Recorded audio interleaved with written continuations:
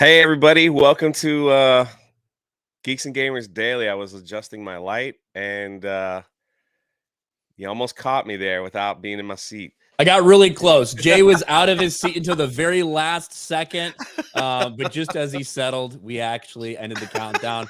Good morning, everybody. Welcome to Geeks and Gamers Daily. We are here and we are live and we're ready to rock and roll. Jay was just telling me that he just feels really upbeat today. He feels refreshed. He feels energized. He's ready to rock and roll. His coffee brand coffee cup in his hand, because that's what this stream's all about. It's about energy. It's about bringing high energy. Yeah, I got a text early this morning from Jeremy. He's like, hey, I can't make it. Can you come on daily for me one more time? So I was like, yeah, I'll play the substitute teacher role yet again. So you're basically going to just like put on a movie and sit there? Pretty much. That's pretty the substitute teacher role, right? I had to be. Do you know how to be a substitute before you get your teacher's license? You had to be a sub for like 3 months. It was miserable. Yeah, it was miserable. Did it for 3 months. They just assign you like all kinds of classes. It was miserable. Some of the teachers were so bad. They were just like, here, explain, this logic law and all this stuff. And I'm like, I don't know anything about that stuff. They assume if you've been through school, you could probably at least figure it out, right?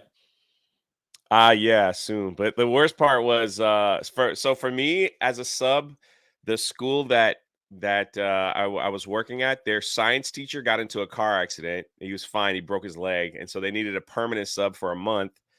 And they were like, instead of like bouncing around all these schools, just stay here and teach science. I don't know nothing about. It was brutal, man. It was brutal. Dan Vasquez in the chat. I think he's talking a little shit to Drunk 3PO.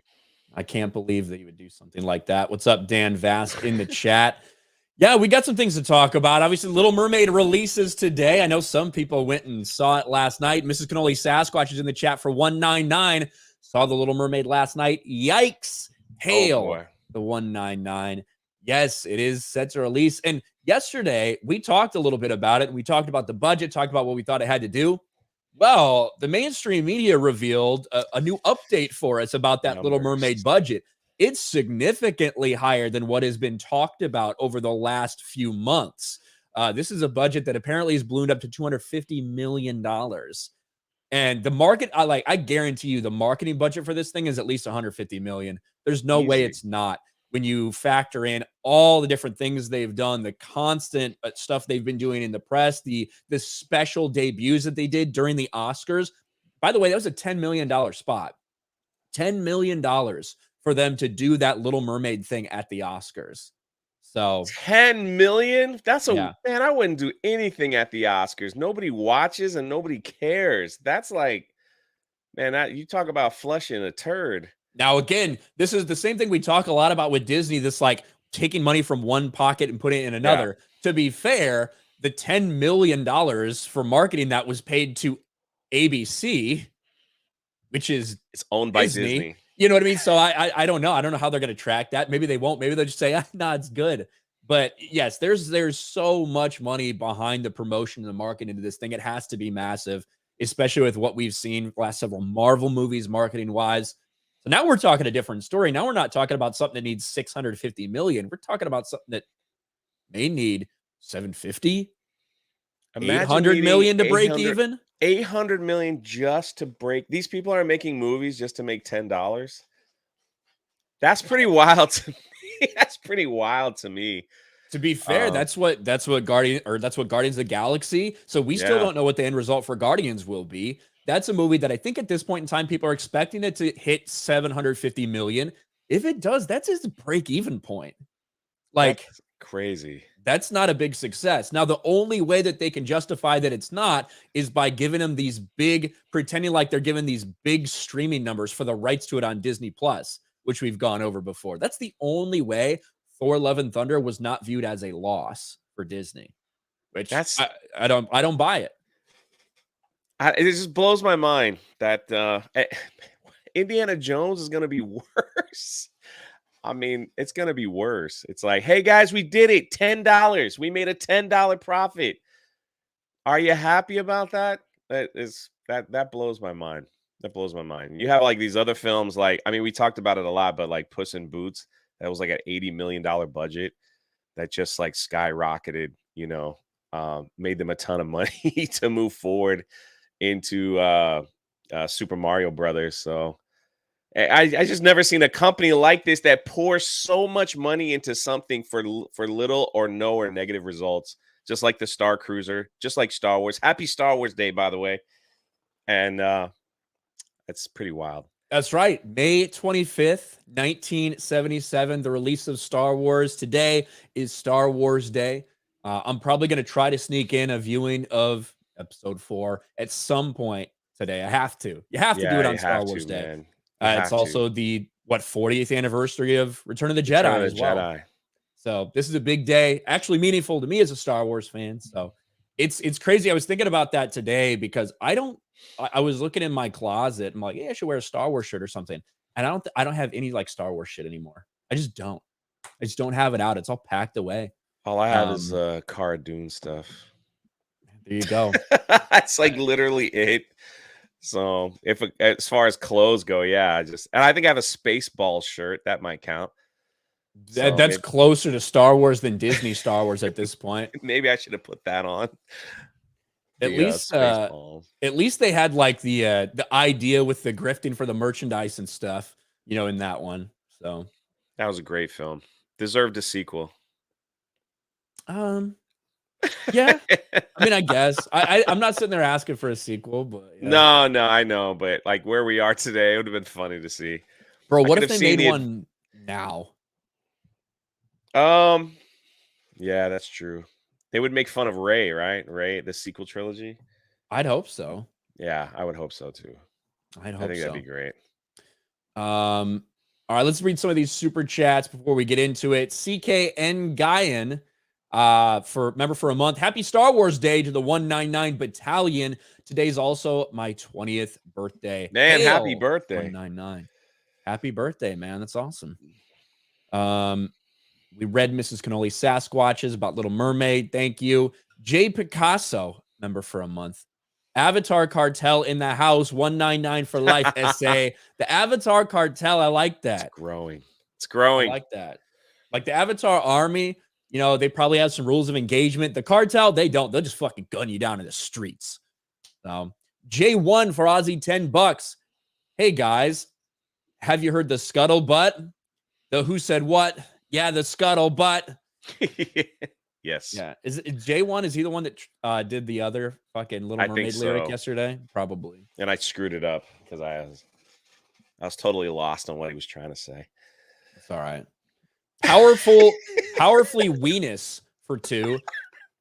My hat isn't it, Jay. You know where the weenus is located? Isn't that your elbow or something? Yeah.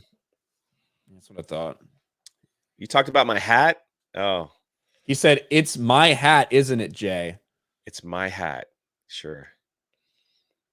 Dave Filoni's dog for 5. Stop blaming racism for our problems. The only white man blamed for anything is Dave. I blame him for the destruction of Star Wars and anyway. Well, I do blame racism for Jeremy because apparently you can't getting up early is racist. And Jeremy texted me way too early this morning and asked me if I could substitute teacher the daily yet again. So, maybe Jeremy was trying to like fix his racist problems by sleeping in. Maybe that's why he didn't want to come That could be it.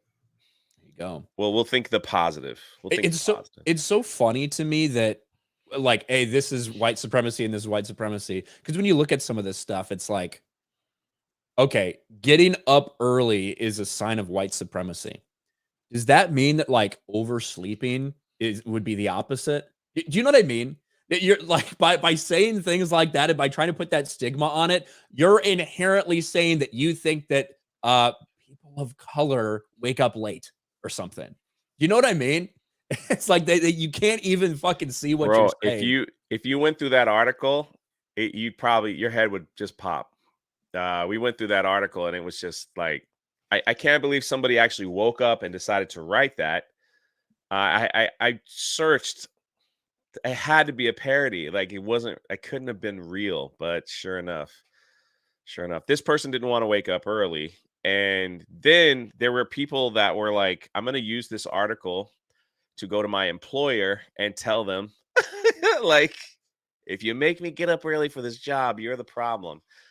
So even though we live in a day and age where people work all different types of crazy schedules, hours, it's not the same as it used to be 9 to 5, Monday through Friday. You get the weekends off. Sunday, people went to church and then they started all over again, 9 to 5, then the weekends off. It's not like that anymore, Yeah, there's so many people that are, doing stuff like we are, obviously, Yeah.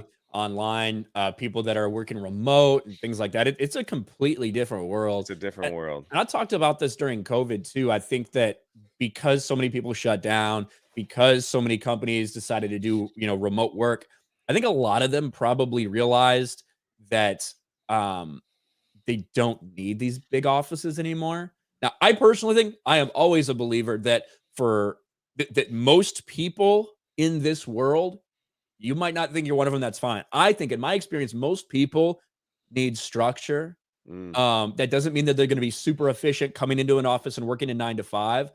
But I think that most people, you will get more work out of them by doing something like that rather than leaving them to their own devices at home. I just think that's natural. I think that's the way most people are wired. So I think that it's a good thing. But if they're sitting there looking at like, hey, maybe we're getting 80 to 90% out of the work with these people when they're maybe not supervised or whatever, but we don't have to pay all the overhead. We ship them a fucking computer. We don't pay for anything. It's all completely outsourced. So I think that that's what they're getting into now. And a lot of people are realizing that it's changed the game. Rent buildings and all that power, electricity, air conditioning, all the problems of people. It's too cold in my office. It's too hot in my office. Bert smells. He clogged up the toilet. Things like that. You don't have to fool with that anymore. So yeah. And someone you ever work with someone that like freaking stinks? Like just smells. Like it doesn't matter what. They just smell. Like they come around you and they stink. I don't know why. They freaking stink. And it's like, I don't want to be around whoever because he just smells, let alone sit next to him, because then that beast will like absorb into your own fabric. And it's like, it's awful, man. So it's like, yeah, working from home, like you just keep the stink to yourself. That's the thing. Yeah, absolutely. I am glad I don't have to go into work anymore. All right. I'm certainly glad about that. That when I go into work, I turn on my computer. That's it. But also, I would say my hours are basically at this point 24 hours. Yeah. I would say that my hours right now are 8:30 or 9 to midnight or 1. It's typically like my hours. It's obviously a lot different than when I was, going to work in the Well, that's the thing. This is basically your own business. So you got to put out what you want to get, 100%. You got to put in what you want to get out. I said, you want to put out whatever, but you know where I was going. I know what you mean. Let's see. Steel leg of history for $199. Most of the seats in my local AMC are unsold. Well, we might as well get into some of this Little Mermaid stuff. Let's see, or let us see here. So right before you pull that up, since when the Galactic Star Cruiser opened, a lot of these SJW type theme park vloggers followed me on Twitter. I don't know why they're still following me. And out of courtesy, I kind of followed some of them back, even though I know they would have crazy takes. I think it's just for the entertainment value. But a lot of them went and saw The Little Mermaid last night, and they just kind of posted a brief review of the film. And none of them could really say, like, this is a great film, go see it. It was like, yeah, it was good, but actually the biggest complaint was the underwater scenes were so dark that it was hard to see what was going on. And that was and that's just like a standard complaint. They're like, you're not going to enjoy the underwater scenes. It's dark. And people are like, is it a dark, scary film? They're like, no, it's just dark. You can't see anything. And they were like, I don't understand why people didn't brighten it up. And that has been like the overall complaint, because man, if that's the case, then yeah, people are not going to enjoy this film whatsoever. I think there's also a big Avatar 2 effect on this movie, because Agreed. it's really impossible not to compare these movies and the incredible technology that we saw with Avatar 2 and the way things were shot and the way everything looked. It's impossible to not compare an underwater movie like that to another movie. Now, to be fair, none of the same people that were working on it did it. James Cameron started working on this a long time ago, blah, blah, blah. We know how all that works, but it's still a Disney. It's under the Disney banner. So it's Yeah. impossible to not compare these things. And for one to look so much different than the other is crazy. And now that we're finding out the budgets are closer than we ever thought, that even like flies more in the face of, wow, what were they thinking? But let's take a look at what it's projected to do. We talked about this yesterday. All along the way, the last several months, we have heard that this is a movie that had a $200 million budget. Well, all of a sudden yesterday, in nearly every single trade, a different number got reported. All of a sudden, everyone's saying that this budget is around $250 million. Keep in mind, it was originally projected they wanted to keep it between like 150 to 200. Apparently, it ballooned up to $250 million. This is also a movie that's been marketed maybe more heavily than anything we've seen from Disney recently, in an effort to protect it, in an effort to promote it, in an effort to do anything they can to combat the negativity surrounding it.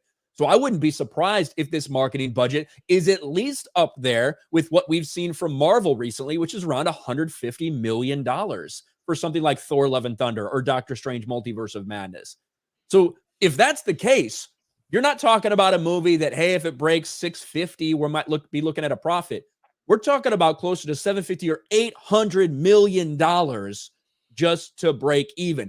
That is a much different story. And now we're starting to hear what the projections are as we go up to the release of this movie.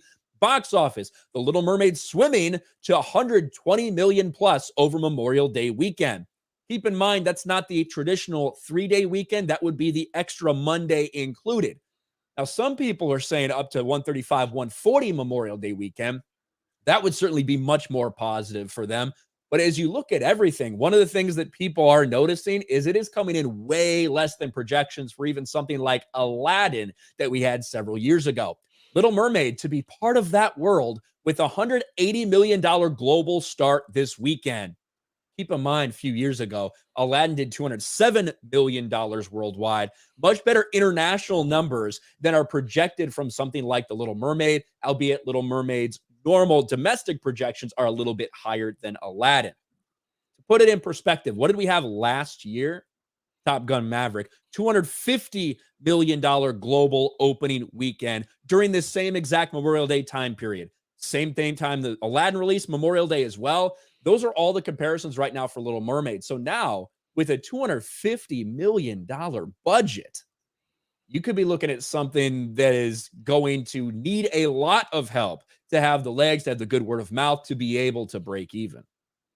What's crazy is it just seems like Disney, this company, will be happy for breaking even because they could say, hey, look, it was a success. We did $800 million. So forget about what everybody said online. Forget about all the, the trolls, the bad people, the YouTubers. Our movie was a success, and we could hang that banner saying, look at us, we did it. We broke the glass ceiling. We have a new Disney princess star. But in reality, it's like it's like a pride issue with them. It's bizarre that this company acts this way, where like they don't want to make a profit. It's definitely an optics issue too, and Yeah. not a lot of people understand. There's a lot of people out there that either when we make videos or they hear it on the news or whatever, they see, hey, this movie made $500 million at the box office on a $250 million budget. And they think, wow, it made $250 million of profit. What are all these people talking about? That's not the case. To break it down a little more for people that don't quite have an understanding, obviously, the theaters get money from all of this too. Here in the United States, the studio gets about 55% ish from the movies that are out there. So if a movie makes, say, $1 billion at the domestic box office, which would be outlandish, right? Say it makes $100 million. That's closer. $100 million domestic box office. The studio gets about $55 million of that. That's it. Internationally, it's a different story. In places like the UK or France or Japan, whatever, you're talking more like 40%. So for $100 million internationally, you're only getting 40% of that money. For China, it's way worse. China's like 25% of the money goes to the studios. you have to keep all that in mind when you're looking at these massive fucking budgets and realize that, yeah, a movie that hits $700 million on a $250 million budget, a massive marketing budget, that's probably something that didn't break even. Yet a movie that only has an $80 million budget that makes $500 million, that's a massive success because they're actually putting money in their pockets. And some people just can't understand that. But I think Hollywood likes it that way. What I think the bigger issue is that I guess they're hoping to make money on the like with merch sales and other little things like that by promoting this film. They would think that people would want to buy these plushies and whatever else they're trying to sell. But I mean, what we've seen, the Little Mermaid live action merch section, wherever they're selling them, is like right next to the Star Wars section. It's very, very small. And so I don't know how they're gonna recoup that either, you know. But then I guess like they'll make more money on the DVD sales or the digital downloads, things like that. I mean, possibly, but it just still like that to me, it just seems like a huge waste, you know, like because still you don't know, you know what I mean? Like you don't know, and then it'll be like, hey, well, we're gonna be on Disney Plus, and they're losing subscribers as fast as they can gain them. So I just don't I think for them, I think it's just an optics thing. It's You just like, know, look what we did. these budgets are just getting insane, Yeah. specifically with Disney. Obviously, Flash is about to come out. That's got a massive budget too, reportedly. But keep in mind, Top Gun Maverick, where they were actually flying fucking jets, that had a budget of $170 million. Mm, That's $75 million less than these movies from Marvel that look like they're made in a fucking green screen yeah. closet. You know, so I really think that Hollywood needs to take a look at these things and realize you don't need these mega budgets. You can scale things down. You can do things in a smarter way and still get and actually get that return on the investment. Because it's unsustainable. In my opinion, budgets like this are I unsustainable in the current agree. climate in Hollywood. I agree. And like Avatar 2 was such a like I don't know like if we had got the actual numbers like how that worked, but they're like they kind of threw it out like 500 million because they filmed Avatar 2 and 3 at the same time. And James Cameron invented a brand new camera just to film that. But yeah, that thing was almost at $3 billion. So, you know, I don't know if Little Mermaid's heading to that type of those type of numbers. So a little Yeah, different. and I do think that for Avatar 2, we obviously heard some different things from James Cameron. At Yeah, one point, he was like, it needs to be the third highest grossing movie ever. So that really set people off. Then people realized, okay, there's a little crossover in these budgets. The reality is that that movie cost a lot of money to make, but all the technology they developed and the sets they built and everything, they're filming the rest of things. So a lot of yeah, that cost was up front for that movie. So that kind of makes more sense. And certainly it still did big numbers. But yeah, it's concerning anytime when a director comes out and basically gives the implication that a movie needs to make $2 billion to break yeah. even if it's Avatar. But he did clear things up about that a little bit later on. So, Another L. I just think there's another L, no matter how they paint it, unless this thing does $2 billion, because like you said, Ant-Man and the Wasp, like or Ant-Man Quantumania, it's like I think it, undoubtedly, if this movie hits $1 billion, it's a big success. mm, Like you can't argue it would be making money at that point, even with the massive budget. Not like crazy, but it would be making probably a couple $100 million. If it hits $1 billion, certainly that's a huge success for them. I just don't know if it's going to do that. I don't know if it has that energy. I think you're going to see a big domestic international split. I don't think international audiences are going to be interested in this. And you're going to see it at this point in time. I thought that, hey, it'd probably end up 700 million, maybe a little bit more. And that was pretty reasonable. And I thought based on that old budget that it might have a chance to make money, at least a little bit, not flop. Now that's a little bit in doubt. We'll see. I'm just still gonna say a billion just to say, because if I'm right, then I could take a victory lap for no apparent reason. I guess. I literally have no idea. I'd never had interest in this film. I don't plan on seeing it. I don't plan on reviewing it for the channel. I don't, I have zero interest whatsoever. So Did you that's where I'm at with this. since you brought up James Cameron, I saw this story today James Cameron, working on new Terminator movie, wants to see how AI affects the real world. What? I thought he Yeah. was done with this. This came out this morning. Oh my gosh. A new Terminator movie is being written by James Cameron, who's waiting to see the effect of real life artificial intelligence. What? Yeah, this happened, I guess yesterday at some point last night it happened. He started writing a new Terminator movie 3 months ago, but wants to see how AI shakes out before he goes any further. What does that even mean? Like what does seeing what AI affects, like, is that how he's gonna do the film? Like, he wants to do it all in AI? That's what I think. I mean, obviously, that's kind of the joke that everyone makes whenever we hear about AI or robots or whatever. Oh, freaking Skynet? Judgment Day, Skynet, all this stuff. So, I mean, it makes sense to me that he might want to get like a more realistic perspective or something. Can But you imagine if he develops the technology which that could just make an entire film by just telling it to make a Terminator film? And then the I, AI, the AI videos that they're posting around are so freaking creepy, like Will Smith eating spaghetti and like John Cena eating eye. You've seen those things where yeah, it's like, oh man, don't ever show that again. It's freaking weird. you know, So I I'm surprised. It did seem like that last Terminator movie was a fucking death nail in the franchise yeah, with everything they did to like John Connor at the beginning and I everything. never even saw it. But this is a little surprising to me that he says that. But hey, it's James Cameron. Could- So apparently he was involved with that fucking Yeah, which is terrible terrible. movie. Like, Dark Fate is what it was, right? With the yeah, where Arnold LGBT became a 1000. father, the android became like a father or He something. became That was like, he did curtains or something, right? yeah. Oh my god. The freak are they thinking? I Did you don't know, like man. Terminator 3? Terminator 3, I didn't love it. In retrospect, I would rather have it than other things. I like Yeah, Terminator Salvation, I man. did When I saw too. that in theaters, I thought it was cool. Thought it was interesting. I don't like the problem with these things are that the timelines get so fucked up. The Yeah, way yeah. that they do time travel and the way that they erase things and erase things and erase things. And the more you do, the more meaningless it gets. Right. And so I think that, I mean, T2 was phenomenal. Yeah. And it was a great way to switch things up, tell a similar story, but switch things up. Um, but now the timelines become so fucked, which is why I think Salvation's good Yeah. because you're not fucking with that part of the timeline. You're Yeah. fucking with something that happened in the future. But now it's just it's It's all a over the mess. fucking road, man. They did Genesis, which was like, what? What was that all about? Like, they just tried to change everything again. That was so bad. That Yeah. was bad.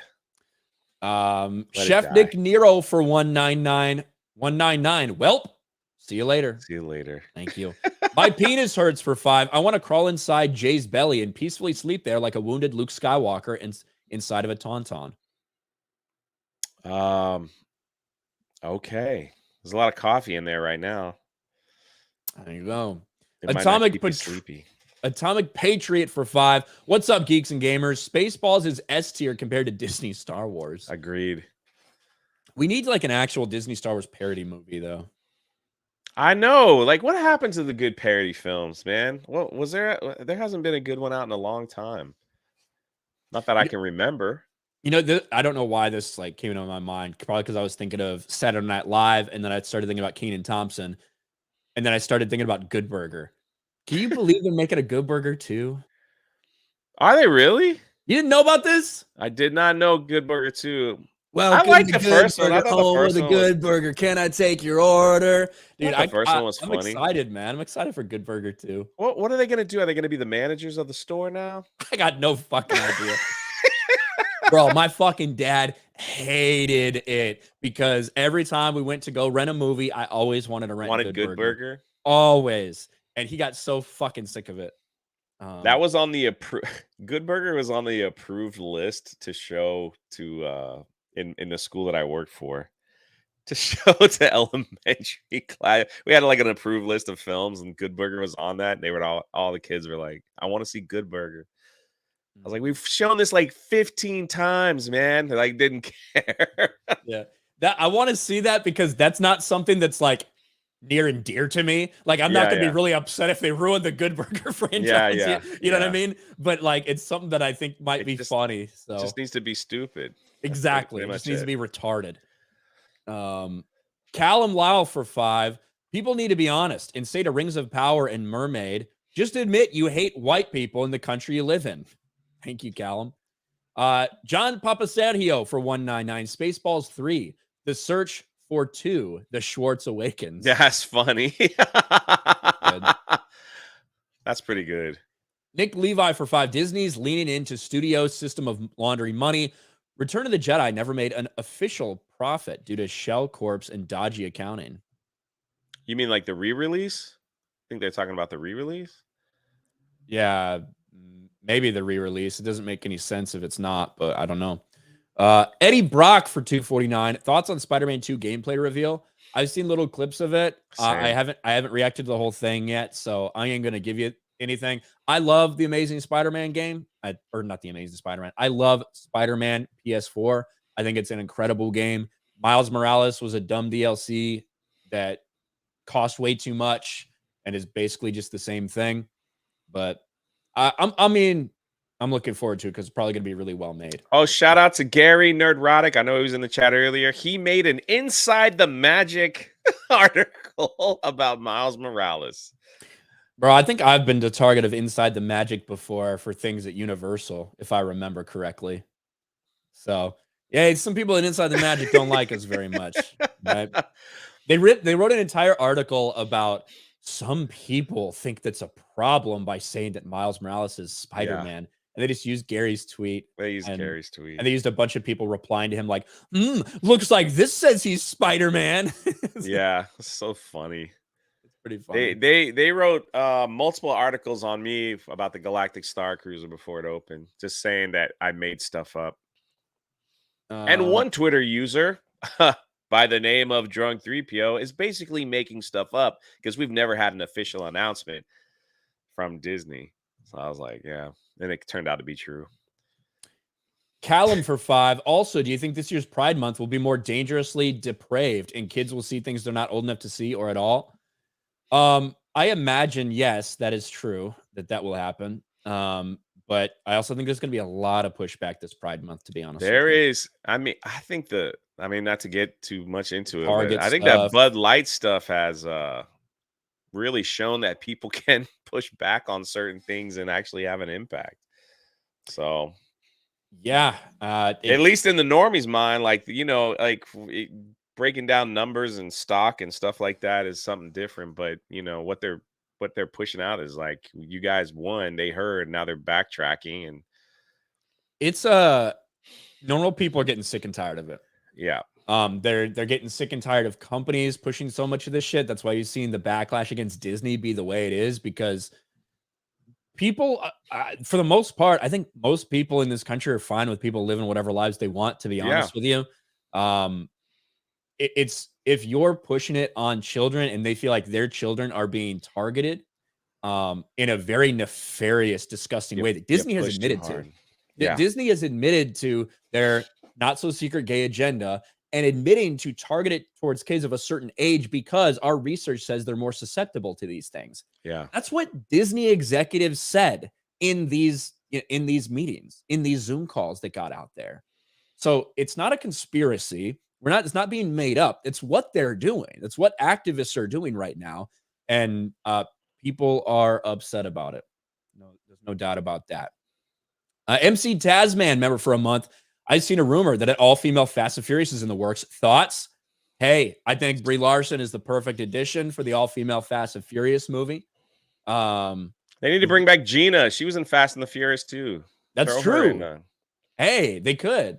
And obviously with the revelation that Gal Gadot's character is still alive and all that stuff. So no one dies in the movies anymore, man. It doesn't matter if you're chopped up in a wood chipper. You're coming back. You're coming back. It just doesn't matter. They'll figure out something.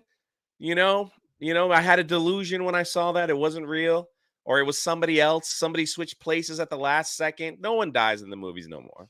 So yeah, get Gina Carano back on Fast and Furious. One last ride. All the females. Brie Larson, Gina Carano, Gal Gadot, like all of them. Yeah, old Gail. I love Gal Gadot.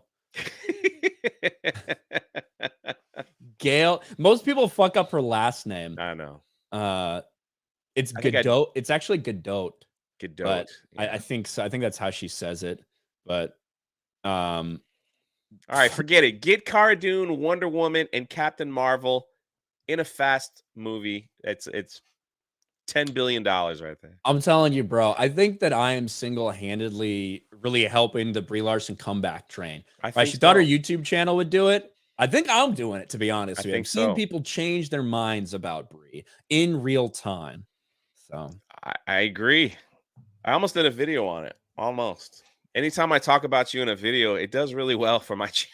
So I'm just trying to find Ryan Kennel stories. I'm sure they're out there. There's a lot of people that want to talk about me to help their channel, so you never know. But yeah, the turning point in Brie Larson's life, I think, was her liking my liking the Fortnite. Yeah, and we got some camaraderie and some unity and everything, and it's all good now. I've done a couple Brie Larson positive videos that have got over 100,000 views. So all the while, Jeremy hasn't made a Brie Larson video in a decade, it seems like. I don't think he's made a video, period. Quartering still pumps him out, though. Quartering still pumps him out. So shout out to Jeremy from the Quartering. Yeah, shout out.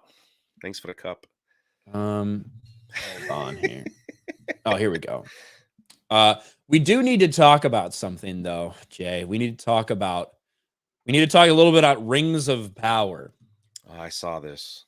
Lord of the Rings of Power was undoubtedly a massive failure. As much as Amazon tried to protect it, as much as the mainstream media tried to protect it for Amazon, there's really no getting around what an absolute failure this movie was. When you look at the fan reaction, they try to say it's just a small minority of people that don't listen to those people. They wouldn't let you review it on their website. They were removing negative reviews from their website and by Amazon-owned IMDb. But really, they couldn't escape the cold, hard facts that at the end of the day, just over a third of people, that's all they had actually finished this series. 37% of people finished season 1 that actually started it. To put that in perspective, for most streamers, anything less than a 50% on a season 1 of something they come out with, it's a cancel. Boom. Not worth our time. Cancel. Because obviously, people aren't into this. They don't like it.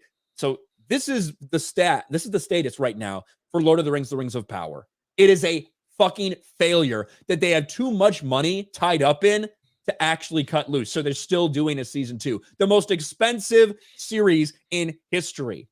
And of course, they started out the whole thing by saying, hey, look at our diverse cast. And if you have a problem with that, you're a fucking racist. If you have a problem with us changing the lore of J.R.R. Tolkien, you're just a bigot and we don't want you here. That's how they started all this shit out from the beginning. And then they were surprised when fans got a little upset about that. And they haven't stopped playing victim since. Now we find this out. Rings of Power, Ishmael Cruz Cordova needed on-set therapy after racist casting uproar. Now, I'm not going to sit there and, shit on therapy or shit on people that get therapy. Obviously, a lot of people go to therapy. A lot of people need therapy. Absolutely. For a variety of things that have happened in their lives. To do this big virtue signal and play victim and be like, yeah, we stood up to a lot, these people. You're the one that attacked them. They're the ones that made these casting decisions and went out there and said, if you have a problem with this, you are racist. Not, hey, we get it. A lot of people don't like that we're going against the lore of J.R.R. Tolkien. A lot of people don't like the fact that we're changing these characters because of diversity and identity politics reasons. There was people of color in Middle Earth that we could have fucking used, but we didn't want to. We wanted to insert these characters here. Instead, they attack the fan base and act shocked and act victimized when the fan base lashes back out at them. But that's what's going on here with Orondir, the black elf, Ishmael Cruz Cordova. Here's the quote. He needed on-set therapy to sort through it. Quote, you need support when this happens because the voices are so loud and they're coming at you from so many places. He said, it has a psychological and mental health impact. That's something that I'm very, very open about so that people understand that what they do and say online really hurts people, really has an impact on us. Jay, what people say online? Mm-hmm. Are you kidding me? Toughen up, Buttercup. That's what I have to say. If you're going to put yourself out there in a movie, you are subject to criticism. You are subject to crazy people. You're subject to all that stuff. And if you can't handle it, go work at Starbucks or something like that. I'm just saying. I mean, listen, we get a very, very, very tiny taste, but I can show you some of my emails, from people criticizing what I have to say. Heck, man, half of them are on Twitter. So it's like sometimes you just gotta like toughen up, man. I mean, what the heck? Yeah, like that stuff does happen on the internet. It doesn't make it right. Doesn't mean people should go out and do those Exactly. things, but it is just a part of it, right? And that sucks, but it is what it is. When you go out there and instigate, that's the thing. Like Yeah, these are people that are going out and saying, "Look at me. I know all you people hate me because of the color of my skin, but I'm here. I'm not going anywhere. This is Tolkien now." It's like things like that that are directly adversarial and directly trying to and what provoke did the you fan think base. was going to happen? Yeah. People that were just gonna be like, okay, you're right. You're right. You're right. I'm wrong. I'm a bad person. Carry on. I'm gonna watch your show with popcorn and pizza. Like, holy crap, man. And that's rough. Yeah. Keep in mind, this is also a guy, Ishmael Cruz Cordova, who initially missed out on the role and then basically guilt tripped all the people involved with it to giving him the role because he's like, we need representation. We need to see ourselves on screen. You need to see this in a fantasy setting. We need to see an elf like this. And now he's got the job and he's crying victim because racism. But Rings of Power season 2 looks to be just as cringe, if not more so than season 1. I cannot wait. I mean, listen, Brie Larson took a lot of online criticism, and look, she made a turnaround by liking a tweet. And here we are today celebrating. That's all it takes. Be like Brie. Be like Brie. That's all I got to say about that. I just don't like that stuff. Is just if you got like you say, if you got personal problems and things are going on and you need counseling. Listen, I am not. People know if you've been a part of my live streams. I talked about there was a period of time where I went and saw a counselor. I have no shame, no regrets, any of that stuff. But to come out and just like, hey, I need to make the headline. Like it just sounds like I need to make the headlines. I need people to feel sorry for me. I need people to give me attention. I need people to be like, "Oh man, you went through so much to give us so much on something we all hated. Thank you so much."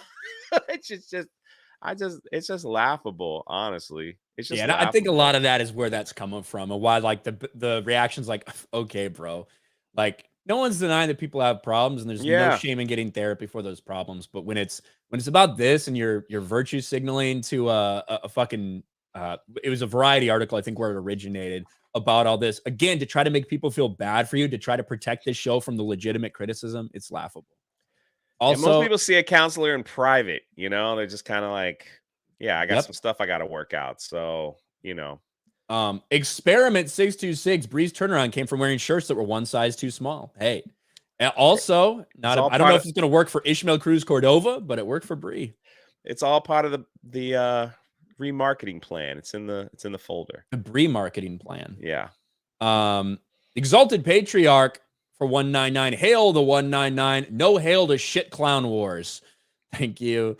Chef Nick Nero for 199. Jay, are you still streaming later? Yeah, 12:30 or whenever the show is over. If it's later, then it'll be later. If it's early, it'll be 12:30. Powerfully Weenus for 2. Jay's put out game is strong. Yeah, it's pretty strong. Blake strong Barrett, like bull. Blake Barrett for 5. I got in an argument with a retread on Facebook who said adults getting triggered over a kids movie. Who do you think pays for the tickets? Yeah, I mean, it is what it is. They'll use that excuse on one hand, and then they'll turn it around for something else. You know what I mean? All the time, you see that.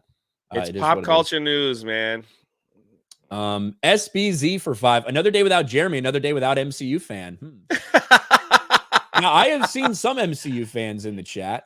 I've seen some of them. It's like 10 of them now. It's wild. There's man. a lot of them. It's impossible to tell growing. the original one. Yeah. Stephen Wasik, speaking of that, for 199. MCU fan accused Az of transphobia. What the fuck? Yeah, but he liked, didn't he likes like trans boobies? tits. Yeah, he likes the boobies. Yeah, so I think What's wrong? What's wrong? That's false accusations.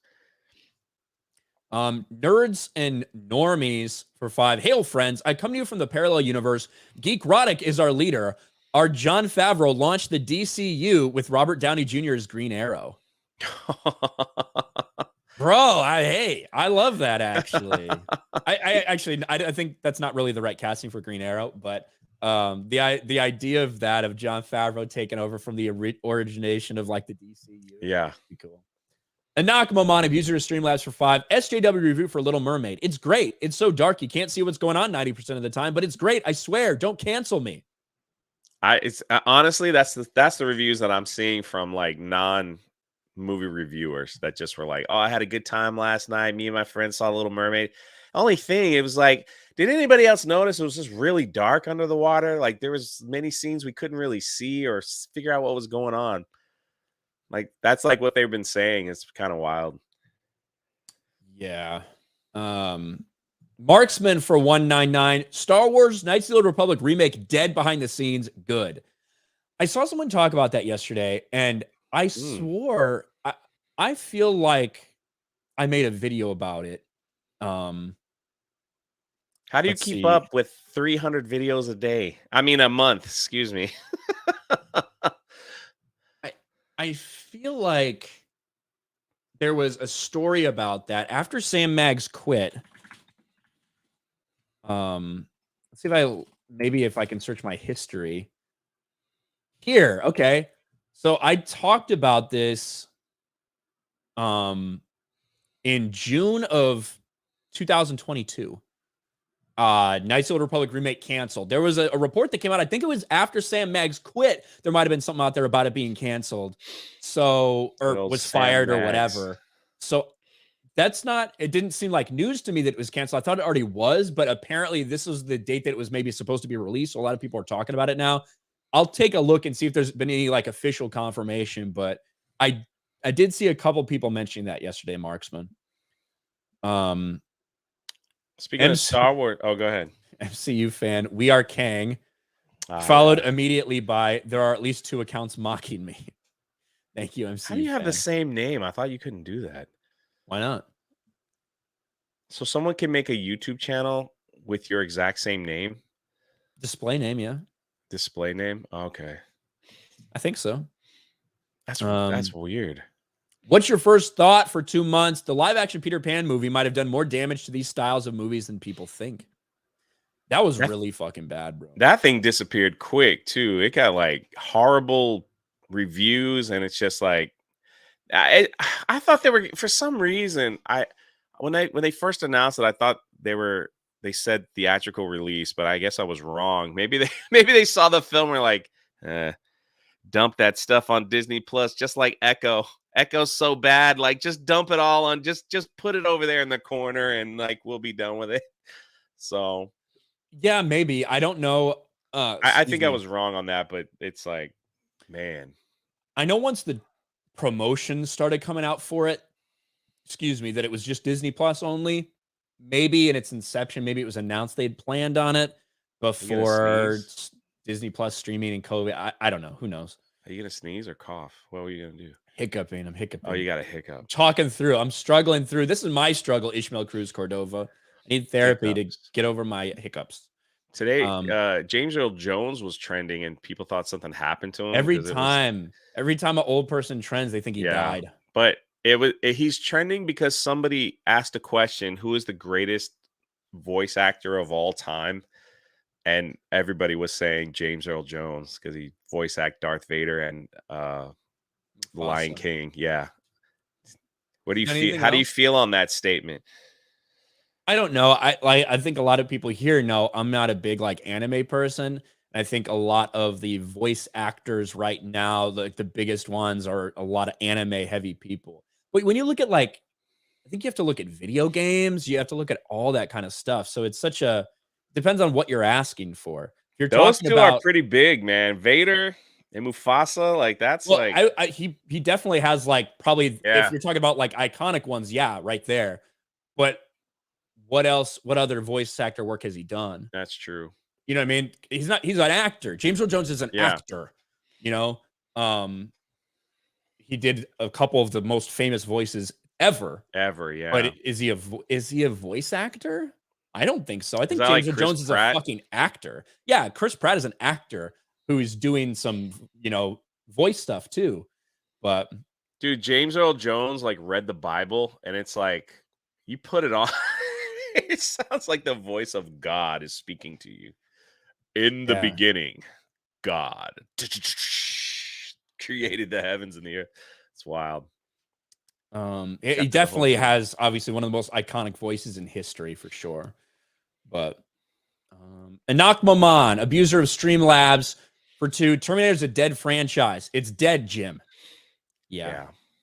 Solomon Kane, member for 2 months. Hey, I'll tell Jeremy to make the back-to-back bronze trophy winner has to watch it. LOL. The Little Mermaid. Hey, man, that's the 2-time back-to-back bronze bomber champion. That's right. No, man, don't tell Jeremy to make me watch The Little Mermaid. I'd have to go today. I don't want to go today.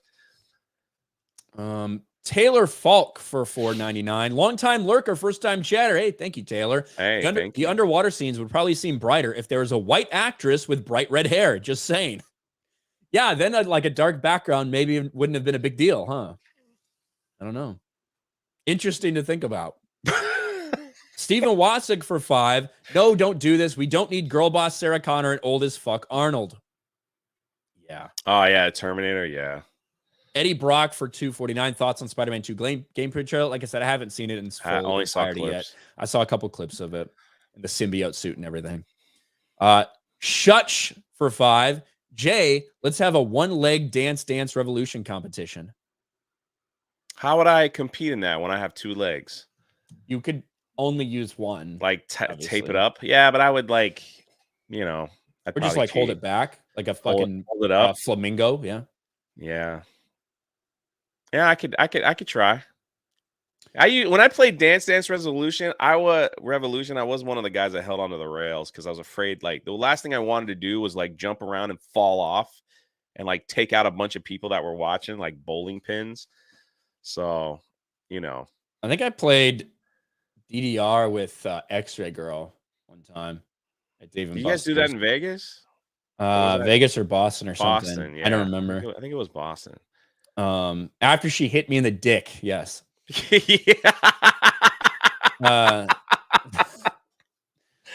Yeah. For anybody that doesn't know that story, it was on a live stream, I think. It was Dave and Buster's. It was at Dave and Buster's, and X-Ray was just walking by, and I was just fucking with her, and so I like made like I was gonna tackle her or hit her, and I expected her to flinch. She freaked out, and she fucking like hit me right in the dick. She fucking punched me in the penis as I was walking by. So yeah, it wasn't the most. It was like a karate chop. Yeah, hiya! Yeah, our fucking ninja training came in. Yeah. Eberu for 5. The new Arnold Schwarzenegger series Fubar that just got dumped on Netflix is kind of sad. I've heard about it. I haven't seen anything from it yet, though. I don't even know what it's about. Bro, somebody said that's called the Bangkok Special. That's pretty good. That's pretty good. That is good. Lord J for 5. Pride Month? You mean Dinosaur Month? We're taking it back, baby. Is June Dinosaur Month? I don't know. Maybe. I'll just tell you right now, like if people want to make a lot of money, they should make like some rainbow shirts that says like taking back the rainbow. Didn't Melanie Mac already do that? It wasn't her shirt. Oh. She just found it online. There you go. Gabriel Knight for 5. I canceled my Netflix account because new ban on password sharing. Only reason I still had an account was because friends and family used it. There you go. One less Netflix subscriber. How does that work? Like, if they find out that you're sharing, they automatically charge you? Is that what's going on? Or are they just going to, like, cancel someone's that's using that doesn't live in your household, or I guess? I'll be real. I remember the story coming out about it, but I don't remember the details. I don't know how it works. I think you kind of have to set, like, a home location. I only say that because I'm using someone's password, and I hope it doesn't automatically just turn off. Yeah. One day.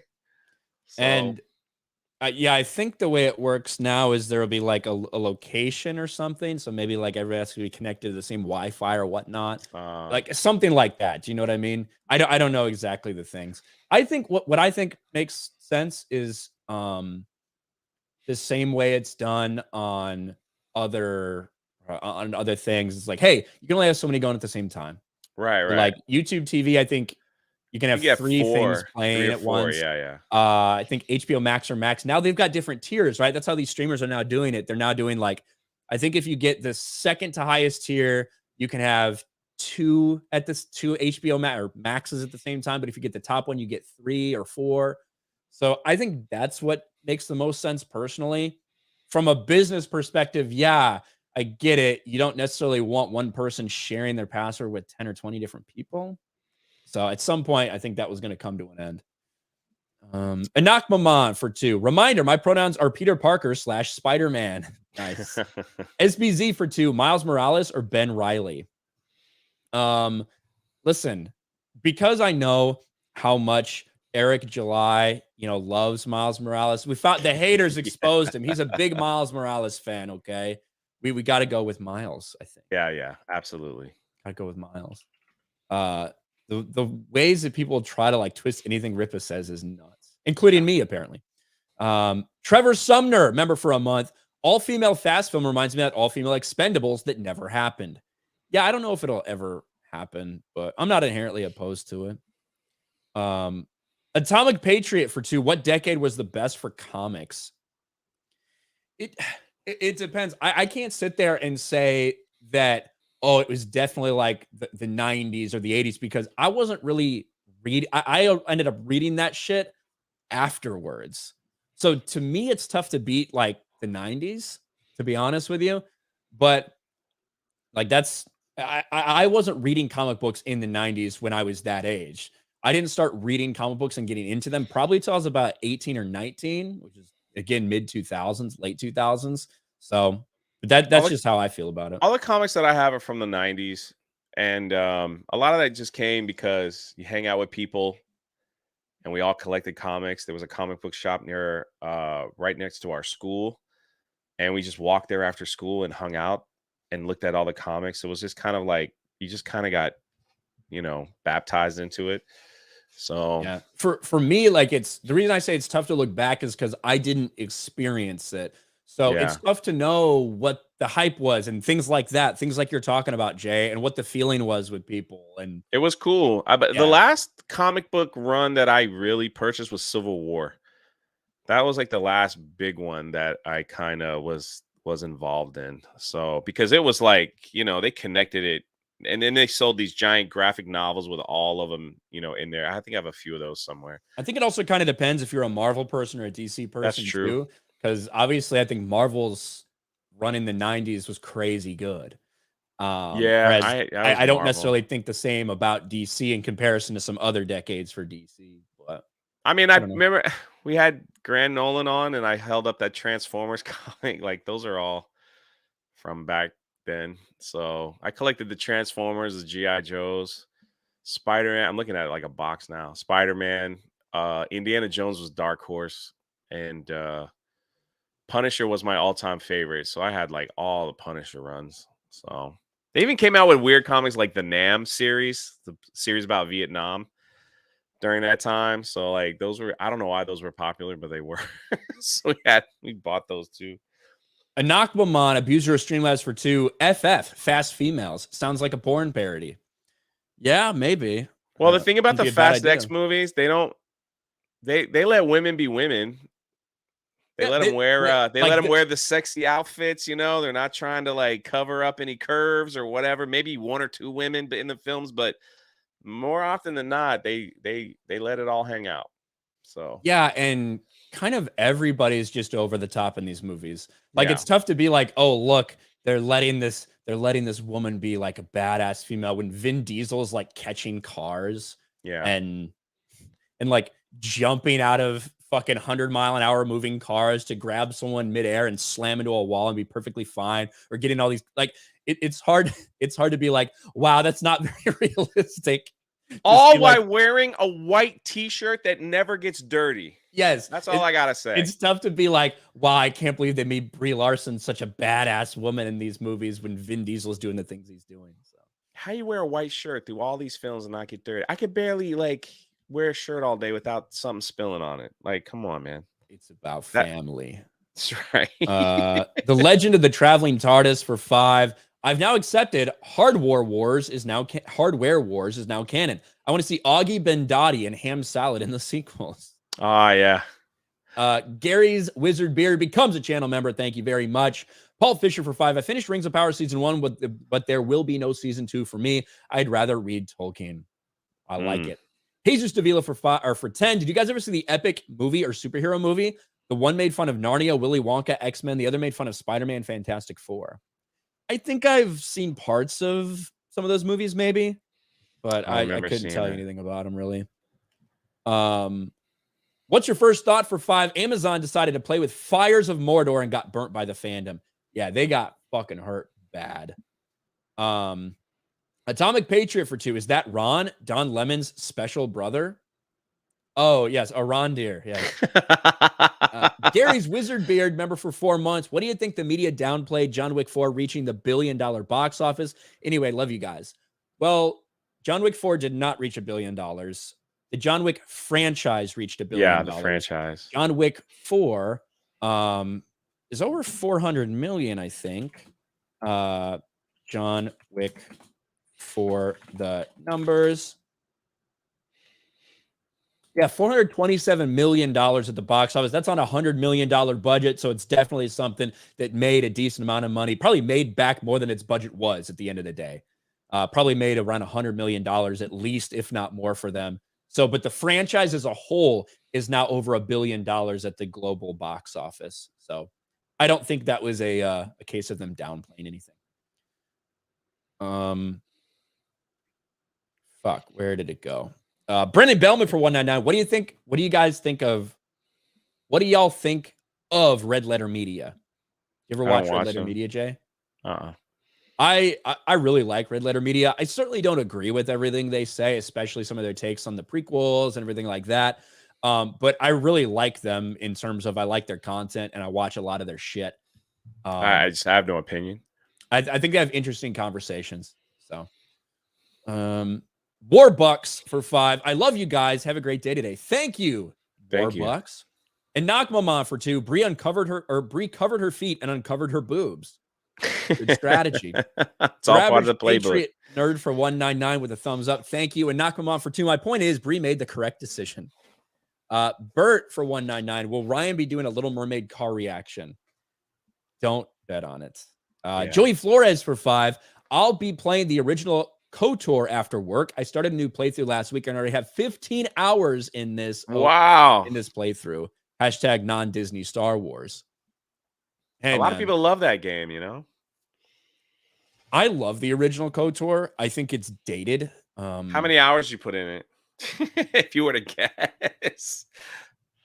I got no idea. Probably like 200 or something, maybe. Yeah. Maybe more. I don't really, it's really hard for me to judge that. Yeah. But it's dated in terms of the turn-based combat and the way that it's structured in that.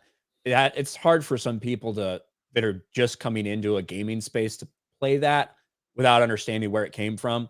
I was all for a KOTOR remaster, which is, maybe new combat mechanics, but with still some of the same principles at play, completely overhauled graphics, like all that shit. But the story stays exactly the same. Yeah. Every fucking line of dialogue stays exactly the same. That's what they should have done. And it looks like the other one's dead in the water, rightly so. Abaru for 2. Ryan, X-Ray Girl, rack you, long time. Thank you. Sophie for 2. Ryan, did you give Jay and Jeremy the stuff? No, Sophie, I haven't. And it's all my fault. Jay, when's the next time you're going to be in this area? Saturday pool tournament. Okay. I will bring the thing you need over to the house to make sure that Jay gets it on Saturday. Okay. I promise, Sophie. Butter Biscuit for 5. Hashtag kick Jeremy. But seriously, both of you guys have great energy or synergy and should stream together more. Jay should be on more. I also have that Boston DDR clip still. There you go, Butter Biscuit. Thank you. Biscuit. Butter biscuit. I know. Joseph Decklet for 5.